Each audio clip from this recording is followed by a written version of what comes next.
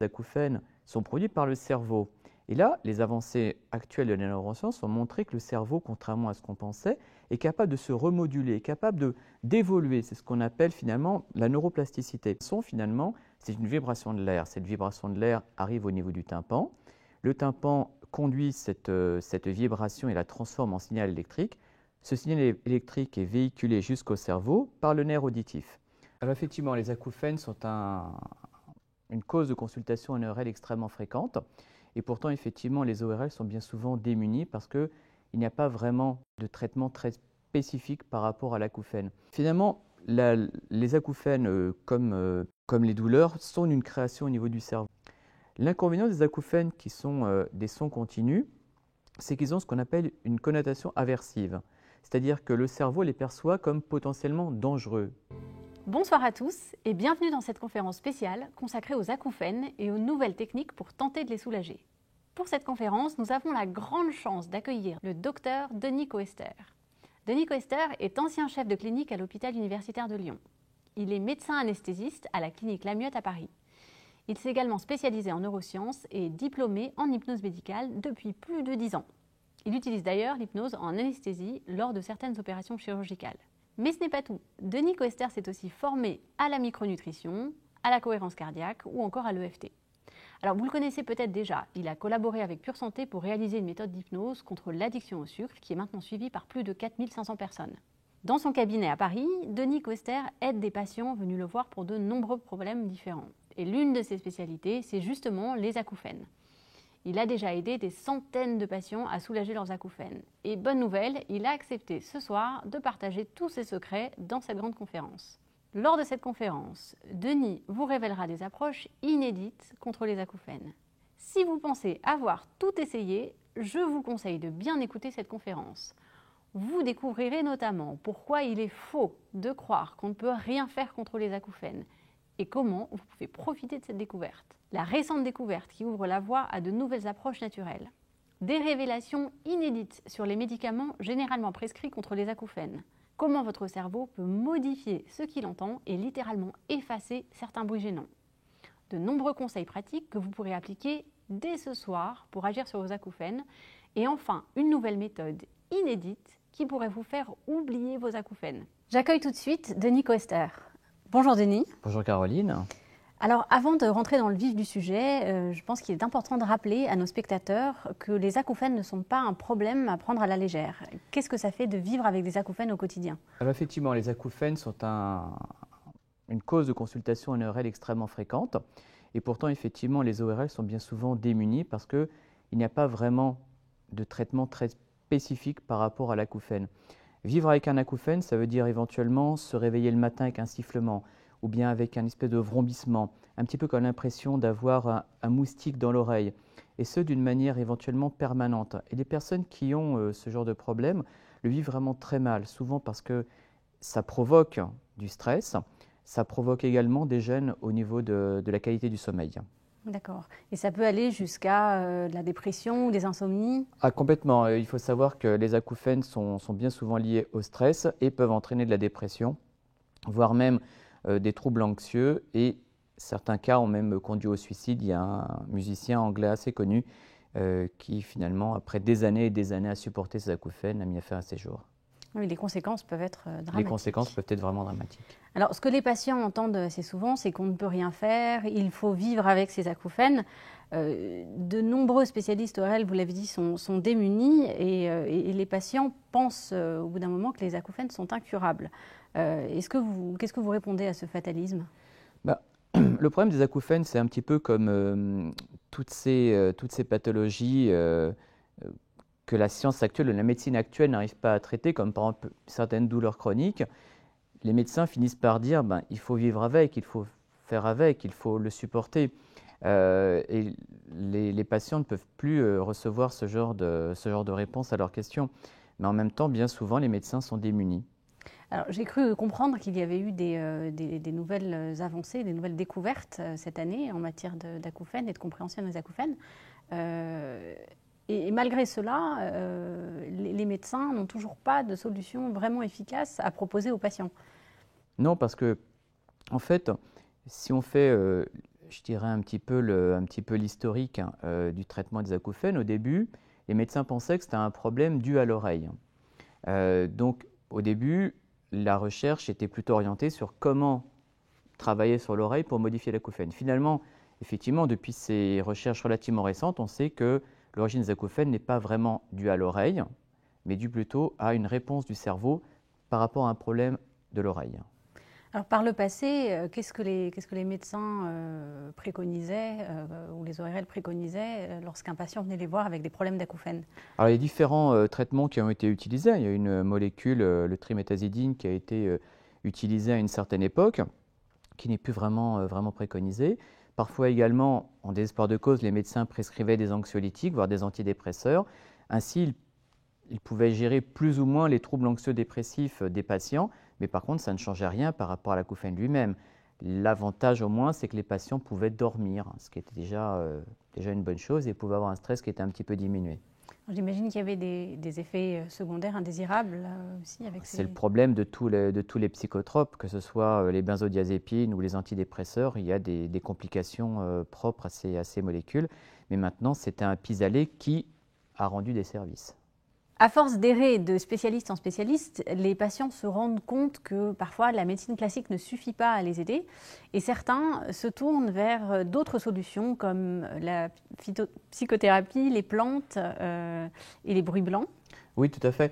Il faut bien savoir que, bien évidemment, les patients ils cherchent une solution à leurs problèmes. Et quand la médecine classique ne peut pas apporter de solution, ils se tournent vers d'autres médecines ou éventuellement parfois, malheureusement, des pseudo-médecines ou des pseudosciences. Et c'est bien malheureux, mais en même temps, voilà, les patients cherchent des solutions.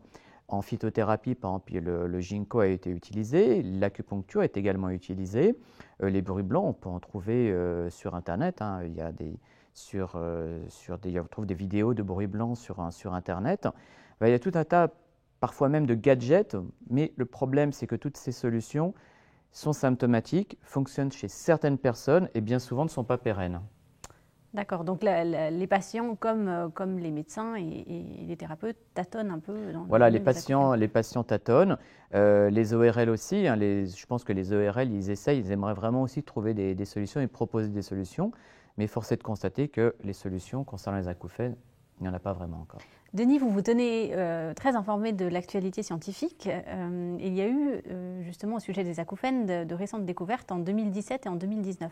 Est-ce que vous pourriez nous en dire un petit peu plus? Oui, effectivement, c'est deux études qui sont extrêmement intéressantes. Celle de 2017 par l'équipe de Hussein aux États-Unis a réussi à montrer un petit peu grâce à des IRM fonctionnels d'où provenaient les acouphènes. Et effectivement, ça a pu prouver que les acouphènes, contrairement à ce que tout le monde pensait auparavant, ne viennent pas de l'oreille, ou du moins pas directement, mais viennent du cerveau. Donc là déjà, c'est une première découverte extrêmement intéressante parce qu'ils ont pu plus ou moins cartographier les zones du cerveau en fonction des fréquences des acouphènes. C'est très intéressant. Et cette étude de 2019, qu'est-ce qu'elle nous apprend? Alors, finalement, elle est encore plus intéressante parce qu'elle commence à pouvoir envisager des solutions. En effet, ce qui est intéressant dans l'étude de Reader de 2019, c'est qu'on a réussi à montrer que finalement les acouphènes avaient une physiopathologie relativement proche de la douleur chronique. Finalement, on se rend compte que les acouphènes peuvent être modulés à partir du moment où on peut agir sur le cortex cingulaire antérieur. Et ça, c'est une avancée vraiment extrêmement intéressante dans la compréhension de l'acouphène et dans l'idée de se dire comment on peut essayer de le prendre en charge. D'accord, alors vous avez utilisé quelques termes un peu compliqués. Oui. Si je comprends bien, ce qui a montré cette étude, c'est que l'origine de l'acouphène ne se trouve pas dans l'oreille, mais bien dans le cerveau. Voilà, donc c'est ça qui est vraiment intéressant. Ces deux études ont vraiment montré cette grande avancée. C'est que avant, tout le monde pensait que les acouphènes étaient produits par l'oreille et qu'à partir du moment où l'oreille était lésée, à partir du moment où le nerf auditif était lésé, on ne pouvait rien faire. Donc, et c'est vrai d'ailleurs, à partir du moment où le nerf auditif est lésé, on ne peut a priori rien faire. Mais ce qui est une excellente nouvelle, c'est que finalement les acouphènes sont produits par le cerveau. Et là, les avancées actuelles de la neuroscience ont montré que le cerveau, contrairement à ce qu'on pensait, est capable de se remoduler, capable d'évoluer. C'est ce qu'on appelle finalement la neuroplasticité. Et c'est une très bonne nouvelle finalement. Ça veut dire que si l'acouphène est produit par le cerveau, on peut imaginer, ou du moins espérer, que le cerveau peut également modifier, voire transformer, et pourquoi pas éteindre cet acouphène. D'accord. Et comment est-ce qu'un le cerveau peut être à l'origine d'acouphènes et d'un bruit qu'on entend dans l'oreille? Oui, alors c'est assez paradoxal. En fait, il y a deux types d'acouphènes, hein. Il y a les acouphènes qui sont, on va dire, objectifs, hein, qui seraient dus par exemple à une lésion vasculaire, hein, qui fait que la personne entend ces acouphènes, mais également un observateur extérieur les entendrait également. Ça, c'est les acouphènes objectifs. Et les acouphènes subjectifs sont les acouphènes qui sont uniquement perçus par le sujet. Et là, c'est là qu'il faut comprendre comment se produit un son. Un son, finalement, c'est une vibration de l'air. Cette vibration de l'air arrive au niveau du tympan. Le tympan conduit cette vibration et la transforme en signal électrique. Ce signal électrique est véhiculé jusqu'au cerveau par le nerf auditif. Le cerveau, au niveau de certaines zones, intègre ce signal électrique et le transforme dans le son que l'on perçoit. Donc ça montre bien qu'au finish, le son est produit par le cerveau. L'oreille, finalement, n'est que le récepteur, mais la production réelle, c'est finalement le cerveau. Si on assimile à une radio, par exemple, on pourrait dire que le son, c'est l'onde radio, et finalement, la production du son que l'on peut entendre, c'est le transistor qui le permet. D'accord. Donc, les acouphènes ne sont pas de simples bruits imaginaires, ce sont donc une production perceptible de la part du cerveau. C'est une production complètement perceptible de la part du cerveau, c'est-à-dire que c'est une création du cerveau. Globalement, il faut comprendre que le cerveau a énormément de messages. Et quand le cerveau n'a plus certains messages, eh bien, il va augmenter un petit peu sa tonalité à la recherche du message. C'est ce qu'on voit par exemple dans les douleurs du membre fantôme. Une personne qui a par exemple une amputation d'un bras, le cerveau va rechercher des signaux provenant de ce bras et comme il ne les trouve pas, il va augmenter sa sensibilité et c'est ce qui va créer ces douleurs qui finalement ne devraient pas exister puisque le bras n'est plus là. Mais le cerveau, puisqu'il est à la recherche de signaux, il crée ses propres signaux et c'est ainsi qu'il y a des douleurs qui apparaissent. Les acouphènes, c'est relativement identique sur le plan physiopathologique.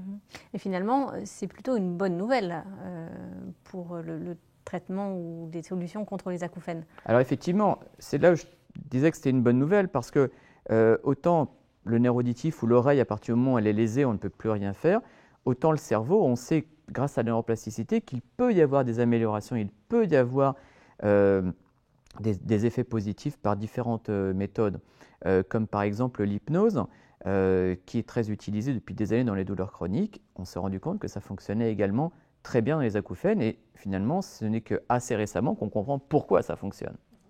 À propos de l'hypnose, Denis, vous vous êtes inspiré vous-même de ces dernières découvertes et du formidable pouvoir de la plasticité cérébrale pour mettre au point une nouvelle méthode contre les acouphènes. Oui, alors donc, si je reprends un petit peu l'histoire qui m'a conduit à ça, en fait, il y a quelques années, je travaillais dans une clinique où il y avait de nombreux ORL et puisque ces ORL ne trouvaient pas vraiment de solution pour leurs patients par rapport aux acouphènes, ils avaient testé différentes méthodes, hein, l'acupuncture, les psychothérapies, la sophrologie. Bon, ils ont commencé à me proposer de prendre en charge certains de leurs patients.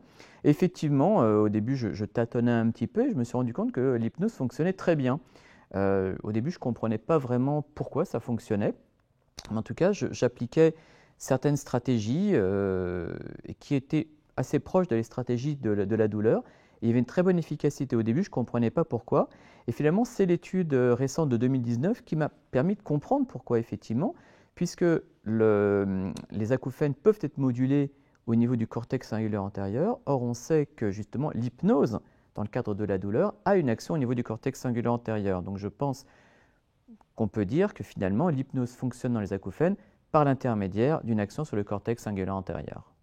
Vous allez nous détailler cette méthode dans quelques instants. Je sais qu'elle vous a pris du temps à mettre en place. Mais en attendant, est-ce que vous pourriez donner quelques conseils pratiques à nos spectateurs qui souffrent d'acouphènes? Le conseil à la fois le plus simple et le plus compliqué, c'est de gérer son stress. Parce qu'on sait que les acouphènes peuvent produire du stress, mais que le stress peut également provoquer des acouphènes ou les accentuer. Donc je ne peux que conseiller aux personnes qui ont des acouphènes de faire toutes les techniques qu'ils peuvent pour gérer le stress, que ce soit le yoga ou la méditation ou toutes ces techniques qui ont une action contre le stress. C'est vraiment un des points les plus importants. Également, ça permet aussi de favoriser le sommeil. Ça, c'est vraiment peut-être le point le plus important. Après, il y a également des conseils diététiques au niveau de l'alimentation. Par exemple, on sait que la plupart de nos concitoyens sont carencés en zinc, donc il convient éventuellement de supplémenter en zinc. Dans quels aliments on peut trouver du zinc? Oui, ça paraît assez étonnant, mais on peut trouver du zinc dans la plupart des protéines animales et également, par exemple, dans les coquillages, qui sont très riches en zinc. Donc vous parlez de ces carences en zinc qui touchent, je crois, une grande partie de la population et notamment de la population plus âgée. Oui, tout à fait. Il y a presque un quart, voire 30% des personnes qui sont carencées en zinc. Et c'est énorme. Et est-ce qu'il y a des aliments, au contraire, qu'il faudrait éviter? Alors, ce qu'il faut éviter, c'est tous les aliments qui contiennent des salicylates. Les salicylates, c'est un des composants de l'aspirine, mais on en trouve également dans l'alimentation. Il faut savoir que certains légumes, comme par exemple les poivrons ou certaines épices, comme la cannelle, sont riches en salicylates. Et il convient d'éviter ce genre d'aliments quand on a des acouphènes. Alors, il y a une autre approche aussi qui préconise d'écouter des bruits blancs. Et certains spécialistes la conseillent. Qu'est-ce que vous en pensez? Oui, il y a plusieurs ORL qui conseillent les bruits blancs. On trouve là encore sur Internet assez facilement hein, des vidéos ou des audios de bruits blancs.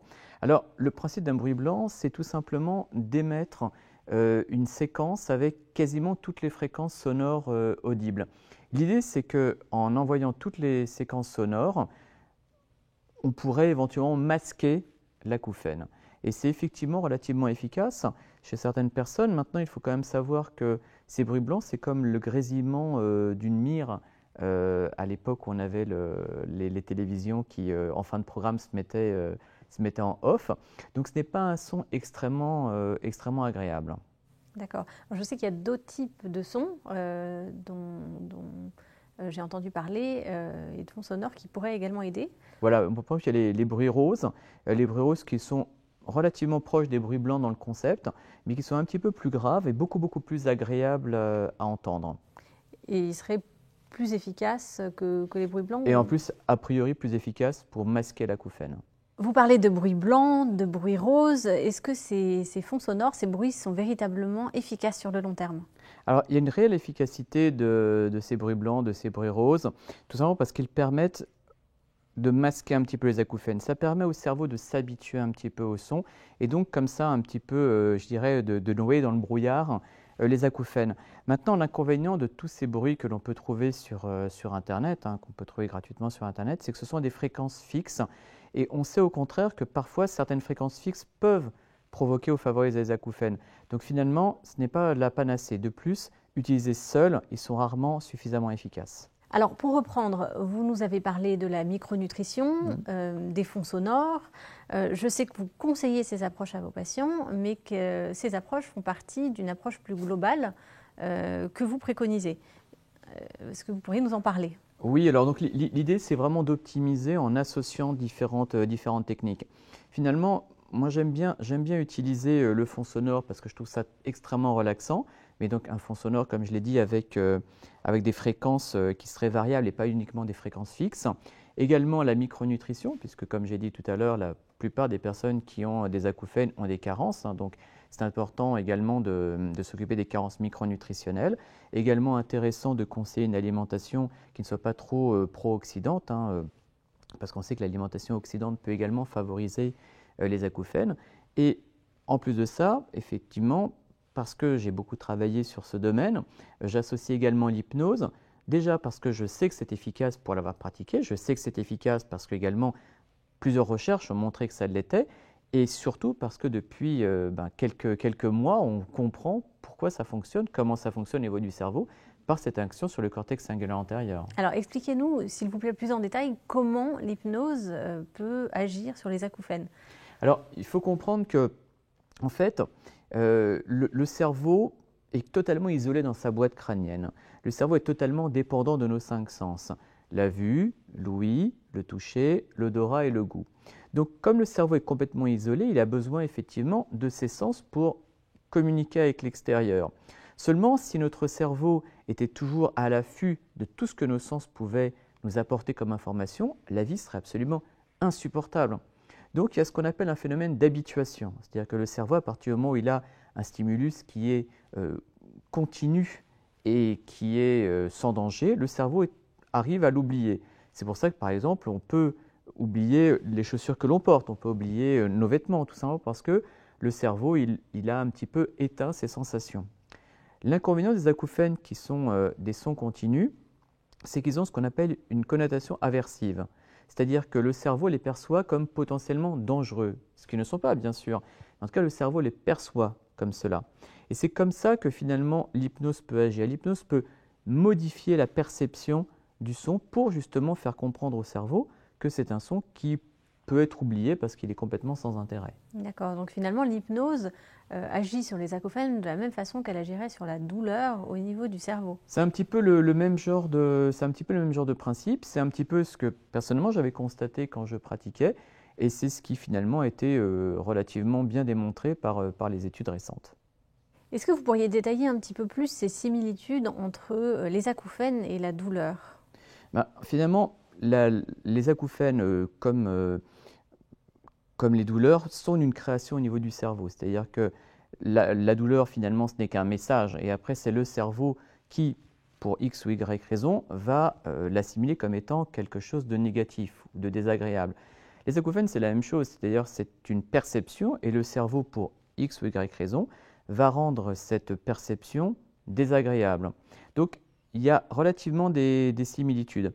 De plus, finalement, l'un comme l'autre sont sous la dépendance de ce fameux cortex cingulaire antérieur qui est, et ça c'est effectivement les neurosciences qui nous l'ont montré, le lieu sur lequel l'hypnose agit dans le cadre de la douleur.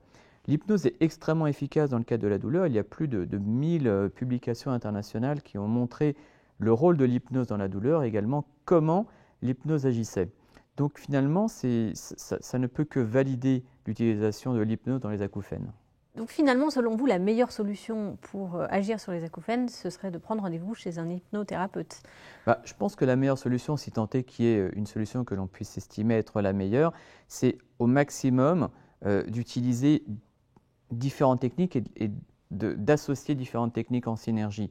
C'est vrai que personnellement, j'aime bien utiliser les sons, la micronutrition et l'hypnose parce que dans mon expérience, c'est ce que j'ai trouvé le plus intéressant et le plus efficace. C'est pour cette raison que vous avez décidé de mettre au point votre propre méthode. Oui, en fait, cette méthode, c'est plus la superposition des diverses expériences que j'ai pu avoir et des études que j'ai pu lire. Finalement, en cabinet, j'utilise une association d'hypnose, d'une séquence sonore qui est assez proche de bruit rose, mais avec des fréquences qui sont modulables, et également des conseils micronutritionnels, puisque bien souvent, les personnes qui ont des acouphènes sont carencées. Donc, c'est ce que j'aime bien utiliser, cette espèce de superposition, d'alliance de différentes approches, le tout étant validé, puisque toutes les actions sont justifiées par des études scientifiques, et puis finalement par l'expérience que j'ai pu en avoir. Pouvez-vous me donner quelques exemples de ce que les patients peuvent espérer en suivant cette méthode? Alors, bien évidemment, j'insiste bien, aucune méthode n'a la prétention de promettre une efficacité à 100%. Personne ne peut promettre un soulagement garanti, ça c'est une certitude.